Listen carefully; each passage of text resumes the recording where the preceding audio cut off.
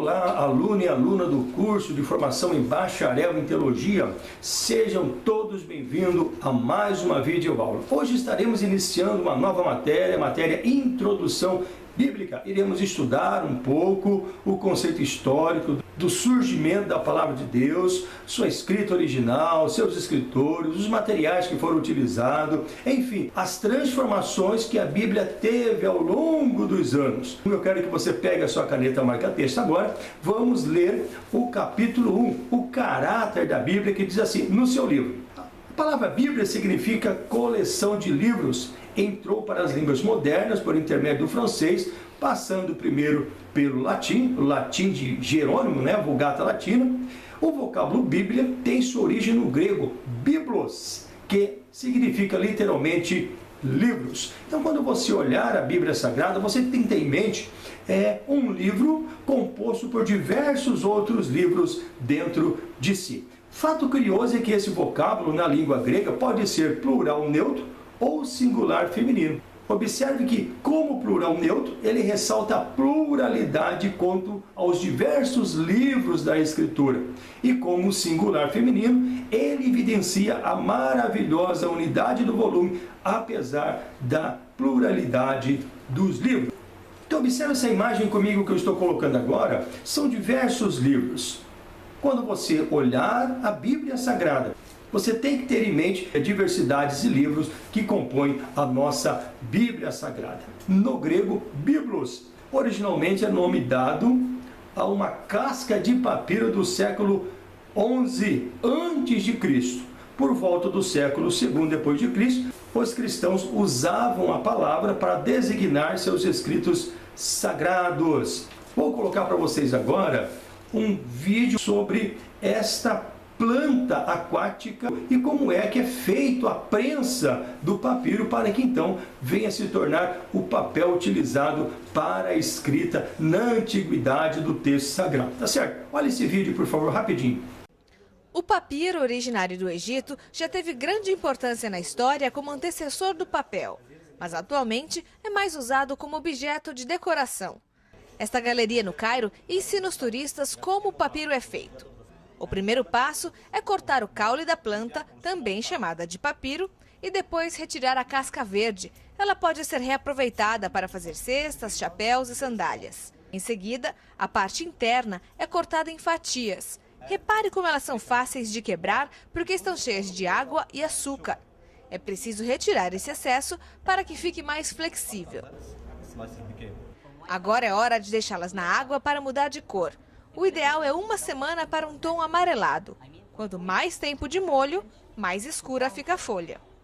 Depois disso, as fatias são colocadas de forma sobreposta e cruzada, uma na vertical, uma na horizontal, sem que haja nenhum espaço vazio entre as tiras.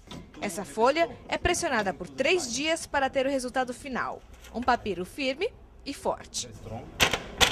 Então, nesse vídeo, você conheceu a planta chamada papiro, que era utilizada para, então, a fabricação do papel pelos nossos irmãos no passado, para poderem escrever o texto bíblico. A Bíblia é um livro antigo, e os livros antigos tinham forma de rolos e eram feitos de papiro e pergaminho. Então nós temos o pergaminho feito com a planta papiro, certo? E também temos o pergaminho feito de pele de animal. Eles tiravam a pele do animal, raspavam, limpavam e faziam então o seu registro, a sua escrita na pele do animal. Vou colocar para vocês uma imagem para que você possa ter uma noção do que eu estou falando aqui. Observe. Então você tem aí uma folha feita de papiro, logo à sua direita em cima. Ao lado você tem uma pele de um animal já trabalhada, pronto para escrito. E embaixo você tem então o rolo, o pergaminho, tá certo? Porque eles escreviam no papiro e depois enrolavam e assim também faziam na pele do animal. A Bíblia compõe-se de 2 partes principais: o Antigo Testamento e o Novo Testamento. Eu vou colocar para vocês aqui essa imagem, preste atenção nela aqui, seções da Bíblia. A Bíblia divide-se comumente em 8 seções, 4 no Antigo Testamento e 4 no Novo Testamento. Essa imagem que eu vou colocar para vocês aqui, preste atenção, livros do Antigo Testamento. Nós temos aqui a seção do Pentateuco, que é composto por 5 livros: Gênesis, Êxodo, Levítico, Números e Deuteronômio. Então nós temos a seção dos livros poéticos, composto por 5 livros. Nós temos Jó, Salmos, Provérbios, Eclesiastes, Cantares de Salomão. Nós vamos então para a seção dos livros históricos, que é composto por 12 livros: Josué, Juízes, Ruth, 1 Samuel, 2 Samuel, 1 Reis, 2 Reis, 1 Crônicas, 2 Crônicas, Esdras, Neemias e Ester. Indo agora para a seção dos profetas, nós temos 17 livros na seção dos profetas, que são profetas maiores, são 5, Isaías, Jeremias, Lamentações, Ezequiel e Daniel. E temos 12 profetas menores, começando por Oséias, Joel, Amós, Obadias, Jonas, Miqueias, Naum, Abacuque e Sofonias. Também Ageu, Zacarias e Malaquias. Essa é a composição da primeira seção do Antigo Testamento. O Antigo Testamento dividido em 4 seções: a seção da lei, a seção dos poéticos, a seção dos históricos e a seção dos profetas, tá certo? Nós vamos ver aqui livros do Novo Testamento. Nós temos a seção dos evangelhos, composto por Mateus, Marcos, Lucas e João.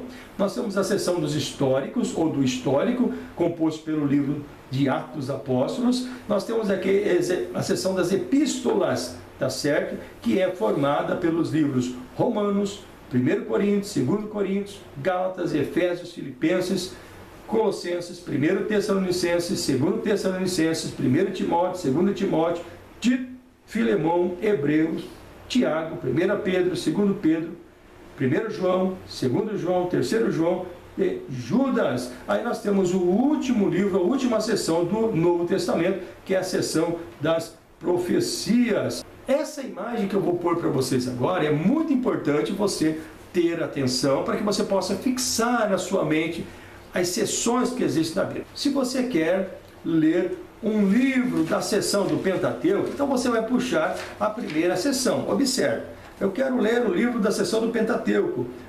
Quais são os livros da seção do Pentateuco? Está aqui: Gênesis, Êxodo, Levítico, Números e Deuteronômio.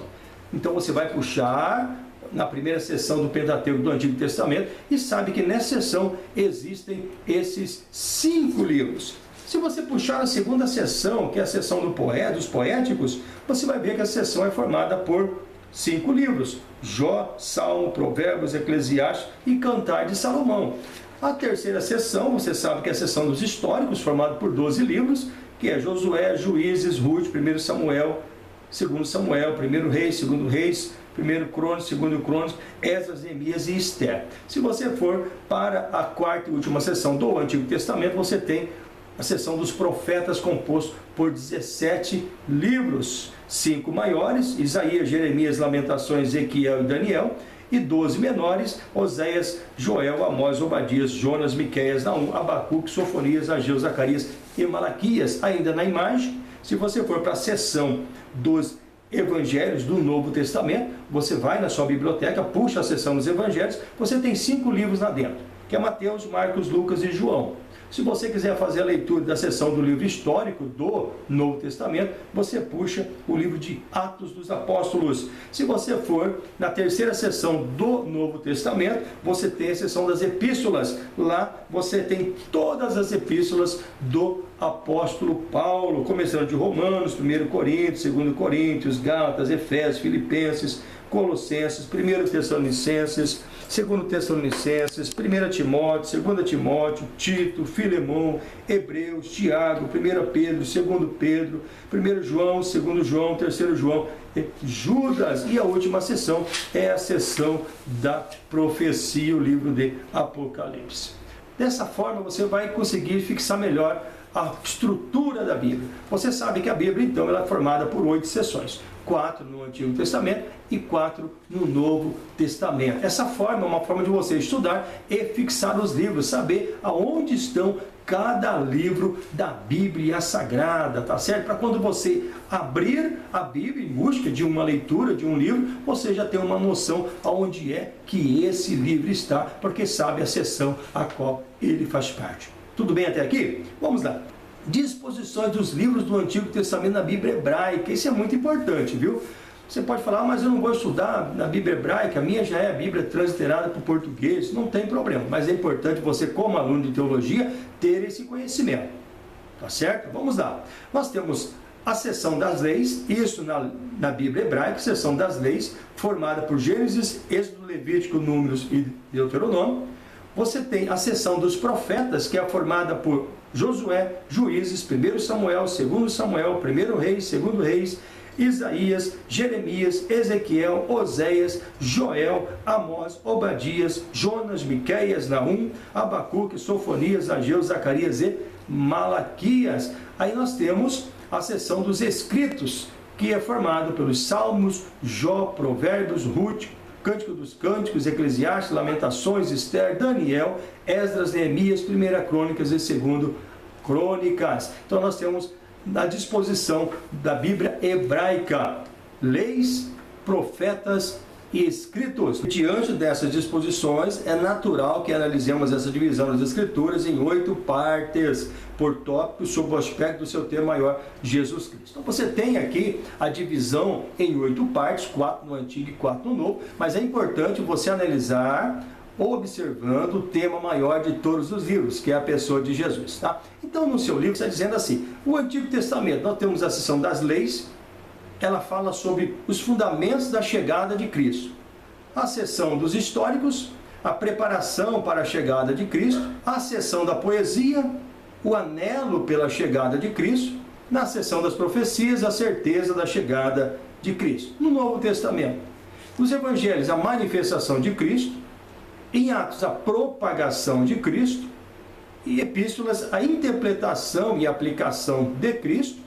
E Apocalipse, a consumação de Cristo. É muito importante você fazer essa leitura, observando sempre o tema maior de cada sessão, de cada livro da Bíblia Sagrada, que é Cristo. A Bíblia, ela é cristocêntrica. Cristo está em todo momento dentro da palavra do nosso Deus. Bom, nós iremos agora para o capítulo 2, capítulos e versículos da Bíblia. Vamos fazer a leitura no livro de vocês. Pegue a caneta marca-texto agora aí. As Bíblias mais antigas não eram divididas em capítulos e versículos. Essas divisões foram feitas para facilitar a tarefa de citar as Escrituras. Grife esse nome. Steve Leggington, professor da Universidade de Paris e mais tarde tornou-se arcebispo da Cantuária, ele dividiu a Bíblia em capítulos, vai grifando, em 1227. Robert Stephanus, ele era o impressor parisiense, ele acrescentou a divisão em versículos entre 1551 e 1555.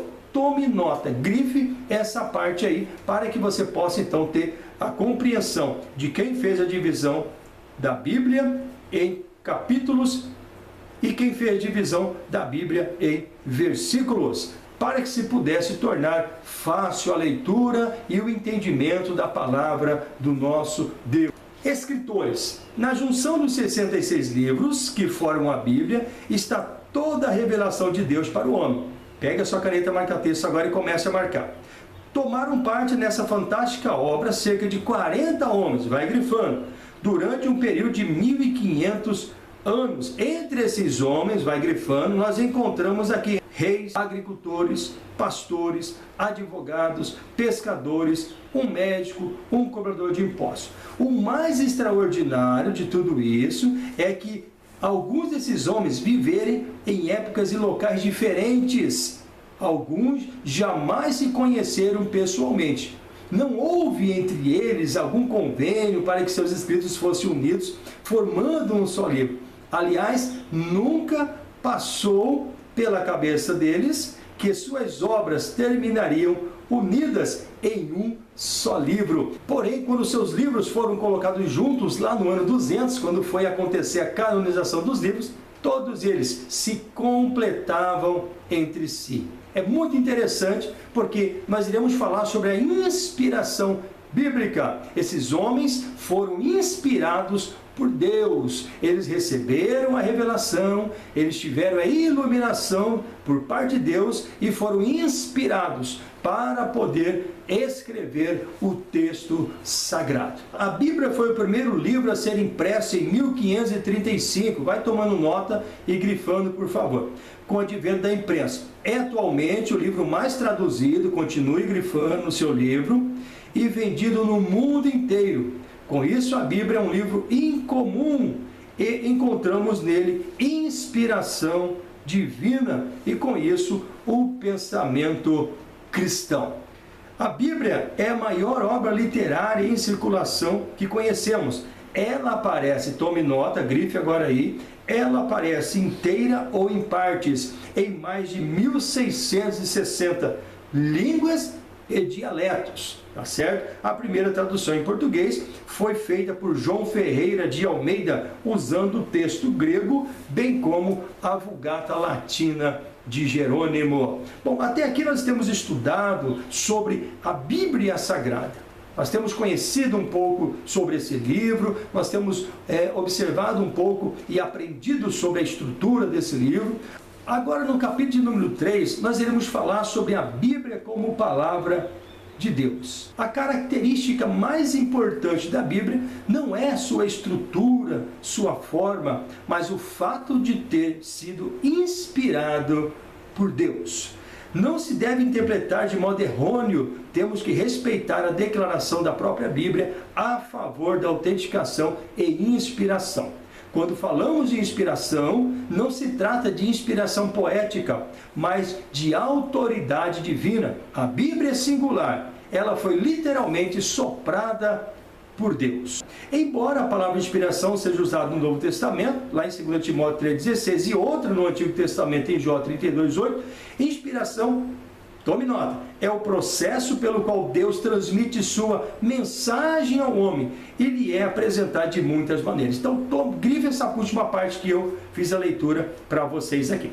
Um exame das últimas grandes passagens a respeito da inspiração encontrada no Novo Testamento poderá ajudar-nos a entender o que significa inspiração divina. Agora você pode pausar essa videoaula e fazer a leitura de 2 Timóteo, capítulo 3, versículo 16, e também de 2 Pedro, capítulo 1, versículo 21. Há dois conceitos interrelacionados que nos ajudam a esclarecer o que significa inspiração. Revelação diz respeito à exposição da verdade, prende-se à origem da verdade e à sua transmissão. Iluminação, segundo conceito, a devida compreensão desta verdade descoberta. Essa ocupa-se da compreensão da verdade revelada. Provérbios capítulo 1, versículo 2 diz assim: para se conhecer a sabedoria e a instrução, para se entenderem as palavras da prudência. Observe que duas palavras importantes achamos aqui: conhecimento e entendimento. Conhecimento adquirimos com os livros, e entendimento já é um outro processo, porque o entendimento já vem de uma vida de comunhão com Deus. Você pode estudar a Bíblia de capa a capa e não entender nada, porque você teve o conhecimento, porém não adquiriu o entendimento da Escritura Sagrada. Ainda no livro de vocês, na página 45, diz assim: então a revelação tem como base a origem da verdade e a iluminação, a compreensão dessa verdade revelada. Então nós concluímos que a revelação é o fato da comunicação divina e que a inspiração é o meio e a iluminação é o dom de compreender essa comunicação. Deus já revelou a sua palavra. Os escritores, eles já foram inspirados para escrever a palavra, o texto bíblico. Agora cabe a nós entendermos o que realmente a Bíblia quer dizer. Estamos encerrando agora o capítulo 3, então eu espero você para estudarmos juntos o capítulo 4, que vai falar sobre as teorias falsas da inspiração da Bíblia.